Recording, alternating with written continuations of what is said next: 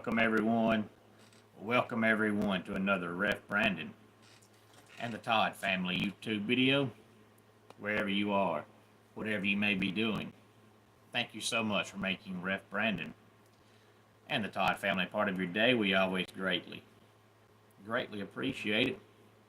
If you jump on here live here on this Tuesday evening, feel free to leave a comment in the comment section down below. Make sure to give the video a like, a thumbs up. If you have not yet subscribed, please do so and share the video on all social media platforms. Good evening, Kevron. It's good to have you here as always. Tonight, I want to talk about SummerSlam Night 2 because we talked about Night 1 on Sunday.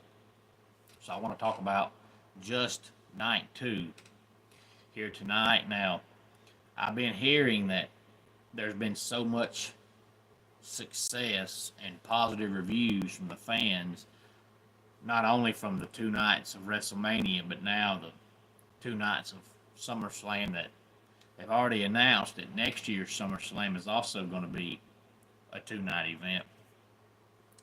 But now WWE's thinking about having more premium live events be 2 nights. Not all of them, but a lot of the bigger ones. You're probably eventually going to see Survivor Series go to 2 nights. You'll probably see Royal Rumble go to 2 nights somewhere down the line, where they'll have the Women's Rumble probably Saturday and the Men's Rumble on Sunday. Then you'll see Money in the Bank. Same way, they'll have the Women's Money in the Bank Saturday and the Men's Money in the Bank on Sunday. So I don't think every one of the PLEs will be 2 nights, but I think a lot of the bigger ones will be 2 nights. And as long as the fans are supporting it and they're coming out and watching, either in person or on TV, I don't see why you wouldn't do it. So you'll probably see more of that going forward. And it also allows you to have both championships defended, because, you know, a lot of the PLEs, you only see the Raw belt defended or the SmackDown belt defended, and not both. If you have a 2-night event, you can have one defended on Saturday and one defended on Sunday. Otherwise, you're making one look more important by having a PLE where one gets defended but not the other. Hey there, Chicken Fam. Glad to have you here on this Tuesday. If this is your first time here, thank you for stopping by. Feel free to give the video a like, a thumbs up. If you have not subscribed, please do so. And Lore Pouty, glad to have you here. It's going fantastic. Thank you for asking. But Night 2 kicked off with Naomi defeating Rhea Ripley and Io Sky to retain the Women's World Championship. I thought this was a good match. I would give Night 1 Saturday an A. The only thing that keeps it from getting an A+ was the fact that the Sami Zayn Karrion Kross match was pointless and drug it down, but still an overall A. But you take away Sami Zayn and Karrion Kross, it's an A+. It was fantastic, Chicken Fam. Thank you for asking. To me, every day is a good day. No such thing as a bad day. We let bad moments create bad days, but every day is a good day, in my opinion. Match 2 was a little convoluted because you had the Wyatt Six retain the tag team belts in a ladder match that featured Andrade, Rey Fenix, DIY, Fraxium, Motor City Machine Guns, and the Street Profits. And then you also had B-Fab get in the ring. You had Candice LeRae get in the ring. You had Nikki Cross get in the ring. So you had almost 20 people inside that ring with all those ladders. So it got convoluted, but they managed to pull it off, and the Wyatt Six are tag team champions. And then we had Becky Lynch beat Lyra Valkyria to retain the Women's Intercontinental Championship. Bayley comes out there and tries to help Becky lose, but she unintentionally helps Becky win. So it looks like now we're going to have a feud between Bayley and Lyra Valkyria, which will get Lyra out of the title picture since she can no longer try to win that belt as long as Becky Lynch has that belt, because that was the stipulation for Sunday. If Becky Lynch wins, Lyra can no longer try to get that belt as long as Becky has it. And then we had Solo Sikoa beat Jacob Fatu in a steel cage match to retain the United States Championship. And this match is the match that'll keep Sunday from being an A+. I still give it an A, but this match I'd give an F, because the overall match wasn't bad if it was not in a steel cage. The problem is I've been watching wrestling for many years, and it used to be that the point of a cage match was the end of a feud. It's two guys been feuding for a long time. You end it by putting them in a cage where nobody can interfere. It's just those two guys. They go in there, settle the score.